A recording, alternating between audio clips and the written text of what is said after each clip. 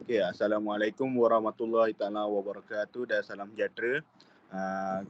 Kami, saya Kumpulan 5 ingin membentangkan tentang tajuk Dasar Ekonomi Baharu sebagai tapak pembinaan etika peradaban untuk topik penghayatan etika dan peradaban ini.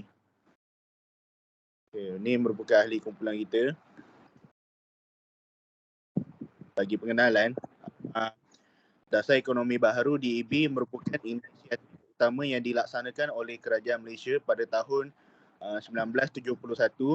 Dasar ini dia bertujuan untuk mengatasi ketidakseimbangan ekonomi antara kaum, terutamanya antara Bumiputera dan bukan Bumiputera. DAB dia tak hanya memberi tumpuan kepada pembangunan ekonomi, tapi DAB ini juga dia berfungsi sebagai tapak pembinaan etika dan peradaban di Malaysia.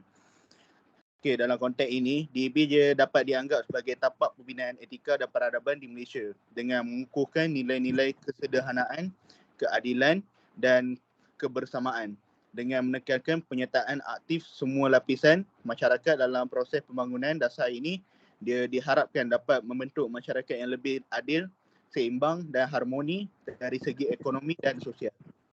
Okay, untuk objektif kajian kali ini, objektif dasar ekonomi baru ni dia dirancang untuk menjadi tapak pembinaan etika dan peradaban di Malaysia. Okey, boleh. Okey kan? Okey. Nak ulang balik ni? Ulang balik ya. Ni ya. Okey. Bagi objektif kajian ni, kajian untuk dasar ekonomi baru ni dia dirancang untuk menjadi tapak pembinaan etika dan peradaban di Malaysia. Dengan menekankan pada beberapa aspek kunci seperti pengurangan jurang ekonomi, ketahanan ekonomi, pembangunan berteraskan inovasi dan teknologi, seterusnya keseimbangan pembangunan regional dan juga pembangunan manusia, seterusnya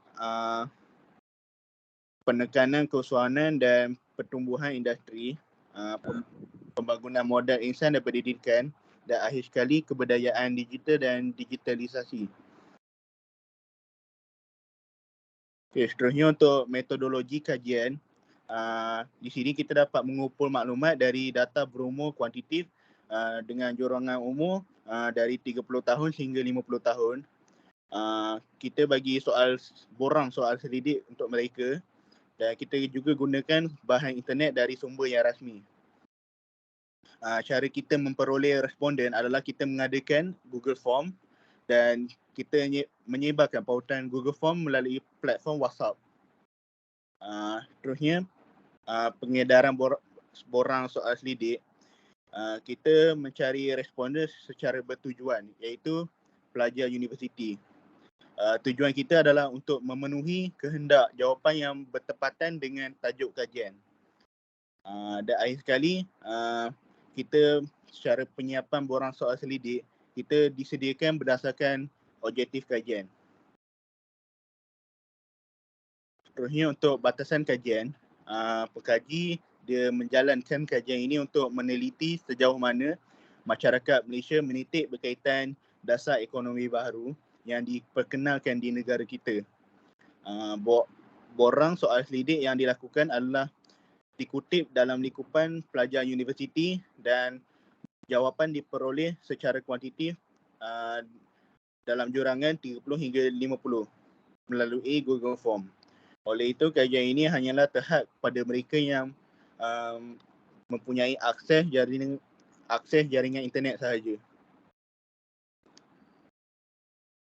Okay, baiklah. Untuk sorotan kajian lepas, untuk tajuk menyingkap sejarah awal dasar ekonomi baru, dia pemacu kepada usaha kelestarian negara bangsa. Okay, yang pertama sekali adalah DEB dia adalah satu dasar komprehensif yang dirancang secara teliti untuk mencapai matlamat perpaduan negara. Ia berbeza daripada dasar-dasar terdahulu kerana perkara ini dia menitik beratkan isu kemiskinan dan ketinggalan masyarakat Bumiputera sebagai faktor utama untuk membentuknya.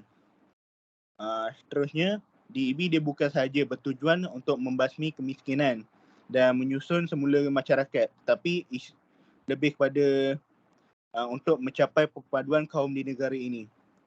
Dasar ini dia mencerminkan campur tangan kerajaan dalam ekonomi dengan mengamalkan diskriminasi positif dalam pengagihan kekayaan negara kepada rakyat.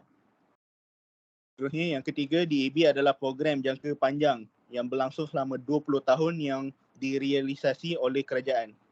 Dalam hal ini, Tun Abdul Razak sebagai ketua kerajaan mengambil tanggungjawab untuk memperbetulkan ketidakseimbangan dan jurang yang wujud antara Bumiputera dengan bukan Bumiputera. Langkah ini dia sangat penting dalam usaha memupuk perpaduan etnik dan menjamin kelestarian negara bangsa Malaysia.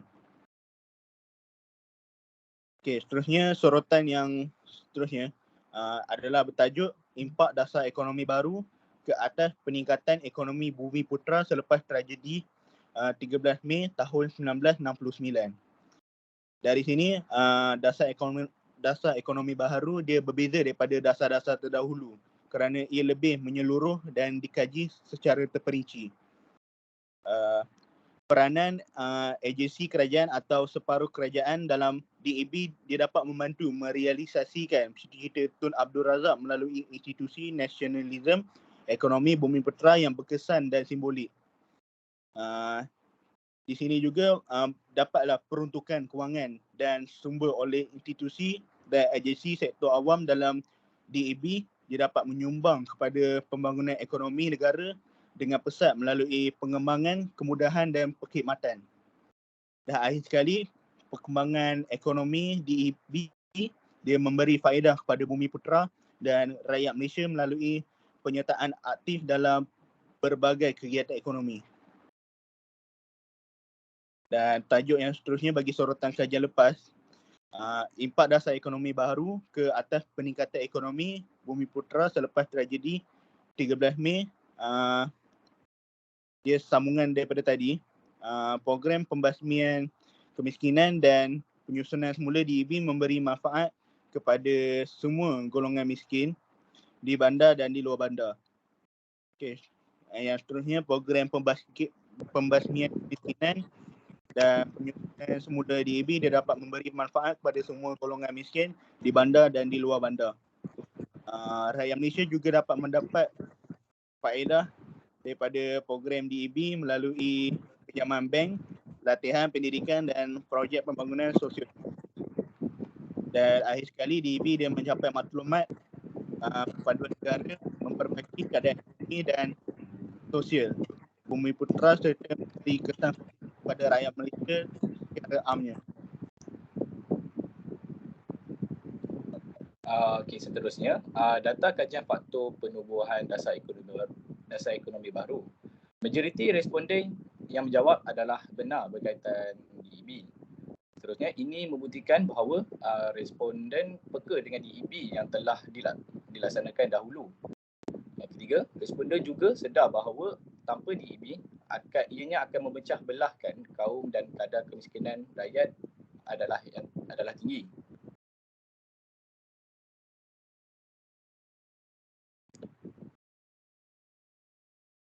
Data kajian fungsi DAB. Responden sedar akan penubuhan DAB dapat membangunkan perpaduan di antara kaum. Responden juga akan sedar bahawa ianya dapat memberi manfaat kepada rakyat seperti mengurangkan pengangguran, kurangkan kadar kemiskinan dan gejala sosial. Tiga, DAB dapat memperkukuhkan kebolehan dalam menghadapi cabaran pada masa hadapan. Data kajian kesan perubahan DAB. Yang pertama, jelaslah bahawa responden peka akan DAB dan percaya akan DAB dapat membina etika dan peradaban. Yang kedua, ianya dapat membentuk organisasi masyarakat yang dapat mengelak daripada isu perkauman. Yang ketiga, paling utama adalah dapat mengurangkan kadar kemiskinan. Kesimpulan, DAB telah memainkan peranan penting sebagai tapak pembinaan etika dan peradaban di Malaysia. Peningkatan dalam kepemilikan aset dan peluang perniagaan di kalangan Bumiputera adalah pencapaian positif. Tapi masih terdapat cabaran yang perlu diatasi. Dalam menghadapi cabaran dan melanjutkan pencapaian positif, langkah-langkah strategik dan pelan tindakan efektif perlu dilaksanakan. Keseluruhan, DAB menyediakan landasan penting untuk pembinaan etika dan peradaban di Malaysia Dan sambutan terhadap itu yang diperbaharui adalah penting dalam memastikan keberkesanannya. Okey, berikut merupakan rujukan kami. Berikut merupakan rujukan yang kami gunakan dan kebanyakannya adalah rujukan daripada bahan-bahan internet.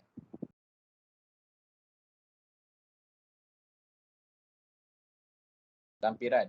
Berikut merupakan borang soal selidik yang kami jalankan secara atas talian dengan menggunakan platform Google Form secara atas talian untuk mendapatkan responden.